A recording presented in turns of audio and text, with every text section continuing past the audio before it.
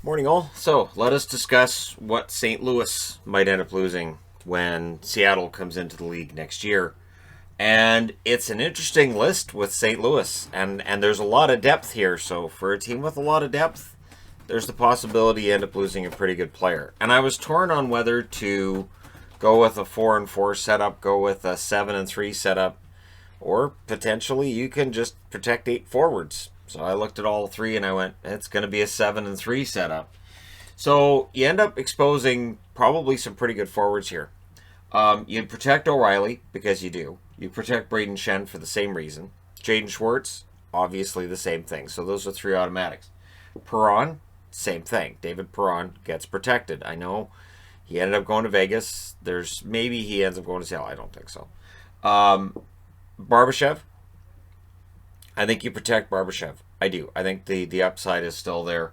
Robert Thomas and Jordan Kyrou, absolutely automatics. You have to protect those players. If Kyrou were left exposed, he is ultimately the guy that goes to Seattle.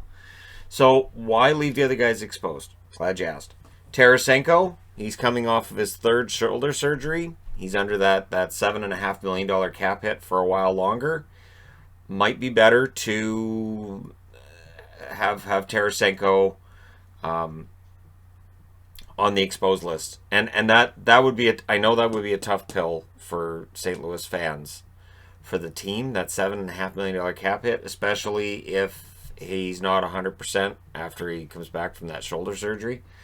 Again, this is dependent on that. If he has a solid comeback and he's 100%, then you obviously would protect Tarasenko, and then I guess you expose Barbashev instead, right? So there you go.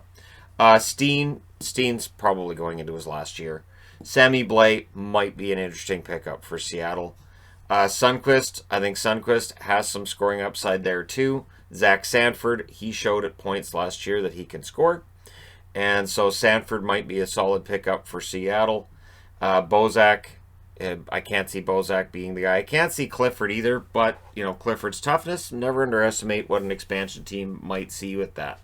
So there are some interesting ideas with St. Louis and some options in terms of who they may or may not protect. And again, when I make these lists, it's about, hey, what do you guys think? This is what I think. There you go. On the blue line, I protect Krug because they just signed him, and they signed him for a long time. Parayko because he is now their best defensive defenseman. And I went with Dunn. Now, Dunn's a restricted free agent right now. And being able to sign Dunn and keeping him is going to be important for St. Louis. And I think he's a good defenseman. To the point where I expose Falk, who I know is under that long-term extension. And I don't think that Falk would necessarily be an attractive option for Seattle. Scandella might be a better fit. Again, we'll see. Gunnarsson. And then Mikkola. Mikkola's the interesting one here too. And again, with all the advanced scouting that Seattle's trying to get done, which right now, pandemic, difficult to get done.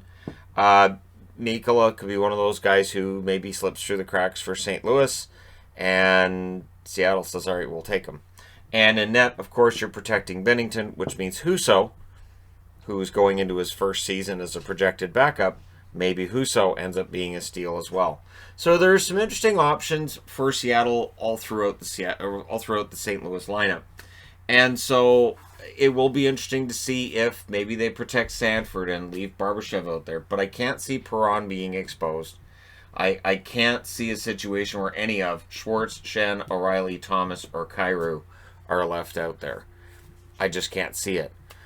They are, Thomas and Kyrou are the future up front. Schwartz and Shen are still in their prime, and O'Reilly's got some prime years left as well. So there's no reason to change that, which means they likely grab a forward from St. Louis. Let me know what you guys think in the comment section below as always. Don't forget to hit like and subscribe if you're browsing your way through. Just tapping upon this video. Thank you guys so much for watching, for all your support. I will talk to you again soon.